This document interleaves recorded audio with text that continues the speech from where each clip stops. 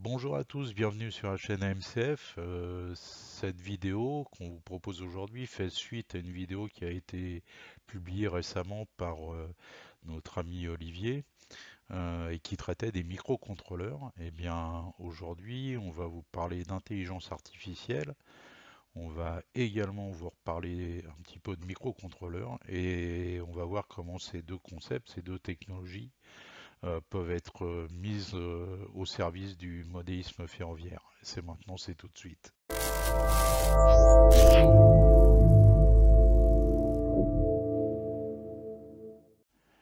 Bien alors c'est parti, on va commencer par parler de l'intelligence artificielle générative. Alors l'idée c'est pas de faire un cours sur l'IA, hein, mais plutôt de vous expliquer très brièvement les principes de cette nouvelle technologie. Donc en fait, il faut, alors effectivement, vous allez voir que ça peut paraître assez magique, mais euh, il faut bien resituer le sujet. Il s'agit bien d'algorithmes, de logiciels. Euh, Basés sur des concepts quand même assez avancés en matière d'informatique. On va parler de réseaux neuronaux, vous entendrez parler de LLM également, comme Large Language Model. Mais voilà, c'est un outil, c'est un logiciel qui doit être capable de vous produire une réponse, un contenu, sur la base de données qu'on a une phase dite d'apprentissage, donc on lui fournit des données d'entraînement. On a une phase d'apprentissage et on va apprendre à ce logiciel à raisonner afin de vous produire un contenu le plus pertinent possible. Et une fois cette phase effectivement d'apprentissage terminée, eh bien on va soumettre évidemment, on va pouvoir appliquer ces algorithmes à un ensemble beaucoup plus conséquent de données. Là, on parle en milliards d'informations élémentaires, hein, de toute nature. Et là, on va avoir en gros tout ce que vous pouvez voir sur Internet qui pourra être mouliné par cet algorithme d'IA afin de produire des données statistiques, du texte, des images, du son ou même de la vidéo. Donc je vous propose de voir ça de plus près. Donc là, je suis sur une fenêtre ChatGPT, hein. Vous trouvez l'adresse officielle de ChatGPT tout en haut. ChatGPT, donc un outil d'IA proposé par OpenAI. Là, je suis connecté, mais il faut savoir que vous pouvez utiliser ChatGPT. Alors déjà, c'est gratuit, enfin non, c'est versions les plus basiques mais suffisantes. Et en plus, on peut se servir de ChatGPT sans avoir à déclarer une adresse mail quelconque, sans avoir à créer de compte, hein. Là, bon, en ce qui me concerne, je suis connecté. Donc en fait, vous voyez que l'ergonomie est tout ce qu'il y a de plus rudimentaire, hein. Comment puis-je vous aider? Eh bien, je vais lui demander de me proposer euh, euh, de me proposer la réponse à la question suivante. On va rester dans le domaine du ferroviaire. Comment organiser un salon du modélisme ferroviaire? Voilà, une requête toute simple, une demande toute simple, mais vous allez voir que le contenu que va nous générer ChatGPT va être assez bluffant. C'est parti. Donc alors généralement, il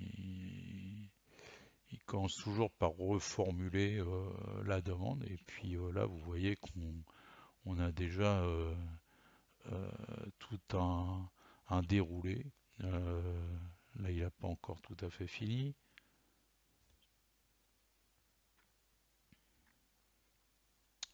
On va le laisser terminer. Donc, vous voyez, c'est complet, hyper rapide, quoi. C'est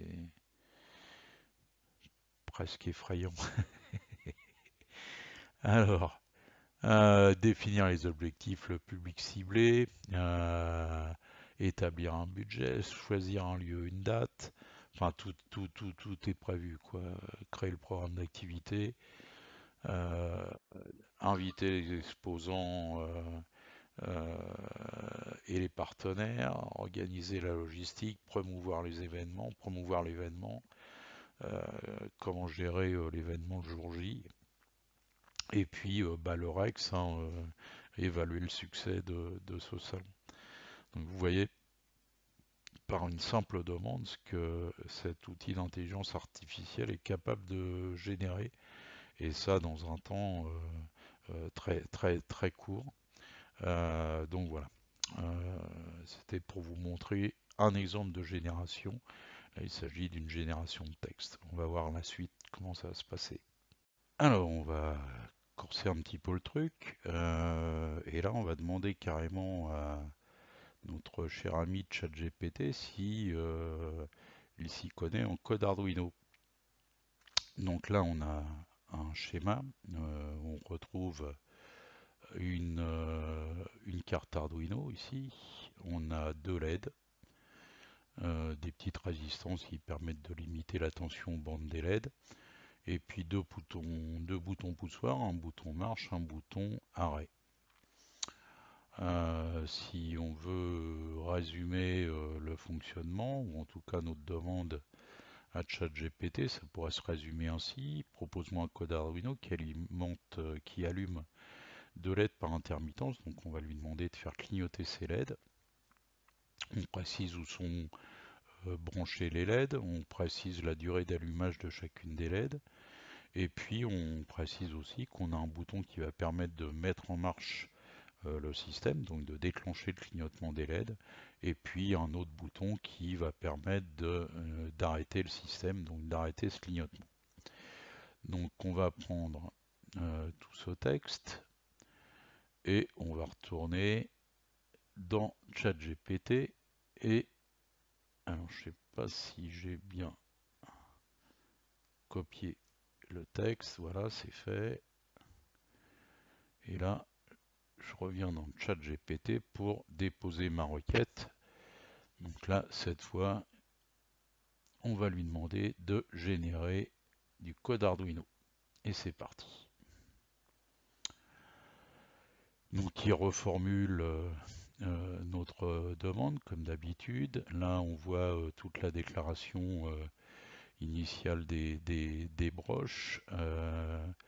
On a la première partie du programme, donc la partie setup, qui nous permet de définir quelles sont les broches qui vont être utilisées, et en précisant que ça sera soit des entrées ou des sorties. On notera pour les spécialistes là qu'on a, il a même pris soin de nous proposer des entrées de type pull-up pour les boutons poussoirs, ce qui permet de limiter les effets de rebond.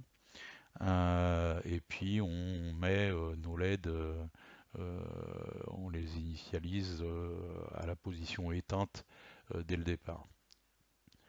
Et puis là, on a toute la boucle donc qui va être déroulée et en fonction de la position des boutons arrêt ou marche, eh bien on déclenchera le clignotement de nos LED jusqu'à l'appui sur le bouton arrêt qui du coup arrêtera cette boucle loop.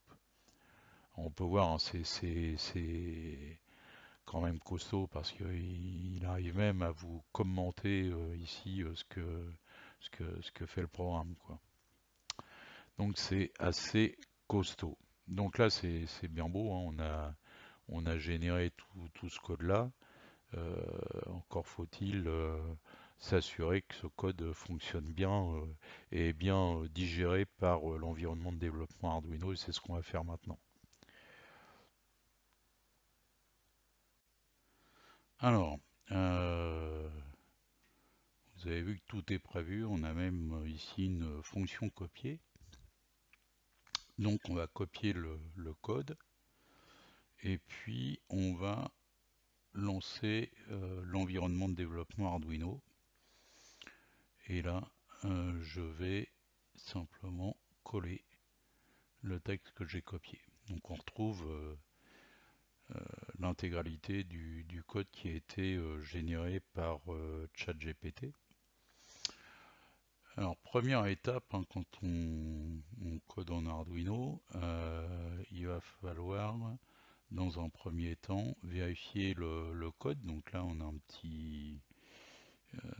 une petite coche là qui va permettre de s'assurer que le code généré répond bien à la syntaxe attendue par rapport au canon de programmation en langage Arduino. On lance la procédure et là vous voyez qu'il y a en bas de l'écran une barre de progression qui est ici et qui est en train de mouliner notre code pour s'assurer que celui-ci est bon. Donc là on n'a pas de message d'erreur et en même temps qu'il a vérifié le code, il l'a également compilé.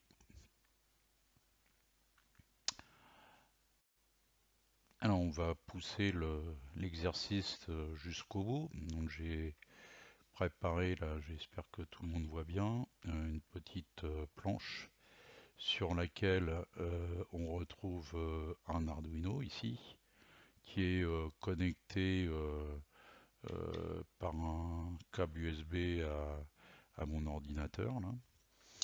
Et puis ici on a donc une breadboard, une plaquette d'essai là, avec nos deux LED et puis des petits interrupteurs, des petits boutons poussoirs qui sont ici.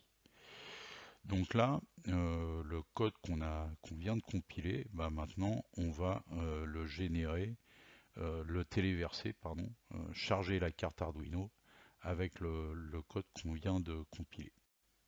Je reviens dans mon environnement de développement Arduino et à côté de la petite coche à vérifier, on voit qu'il y a une petite flèche avec qui nous indique que là on s'apprête à téléverser le code dans la carte Arduino. On peut s'assurer préalablement qu'on a bien une carte de type Arduino Uno, ce qui est notre cas. On aurait pu choisir, vous voyez, d'autres cartes, hein, Nano, Mega, etc. Il en existe à foison. Et puis qu'on est bien connecté au port série, donc via le câble USB, on est bien connecté au COM3. Voilà.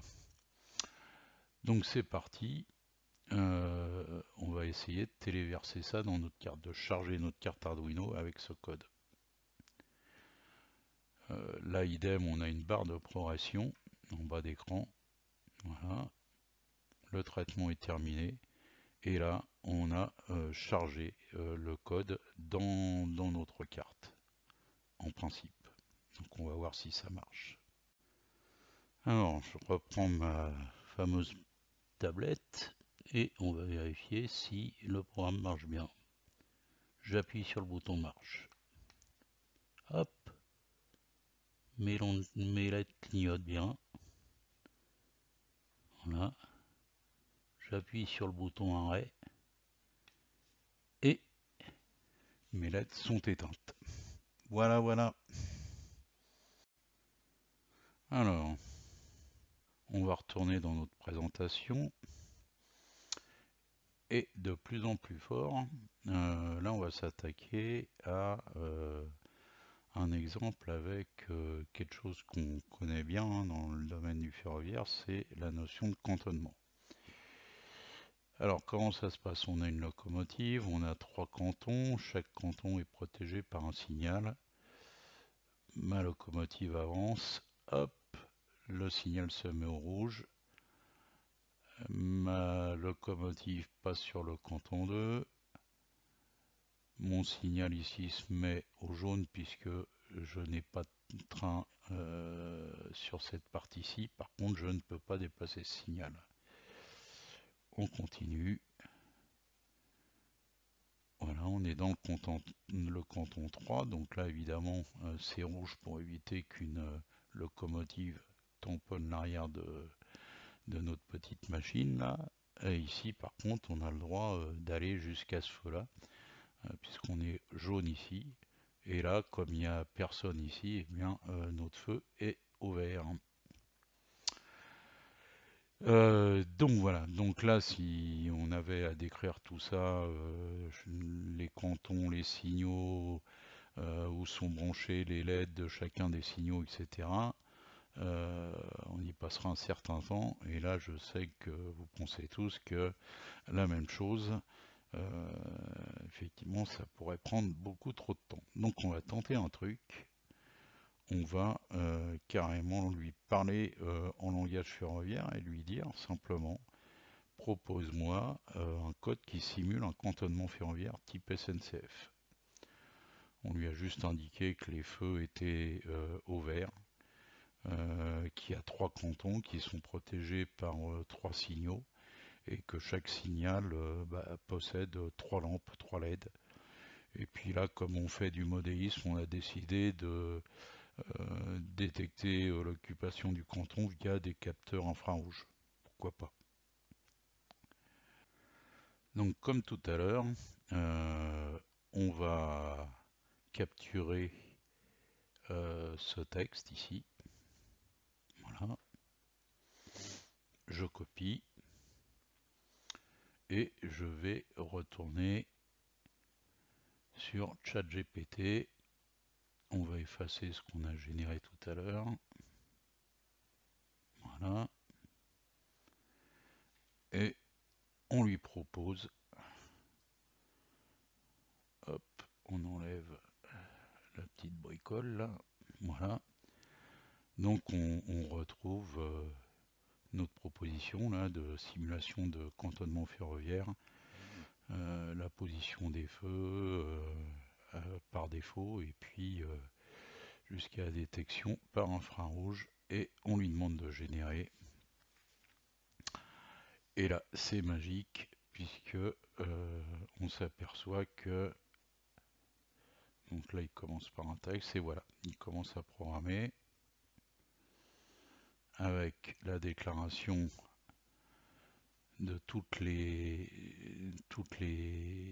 loupiotes, hein, chaque lampe de chaque signal, la déclaration des sorties, la déclaration des entrées. Il a bien compris qu'il s'agissait de capteurs, on voit le terme sensor, et là il nous propose un code qui va bien pour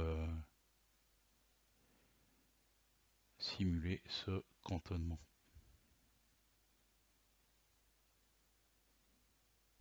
Et on termine avec le commentaire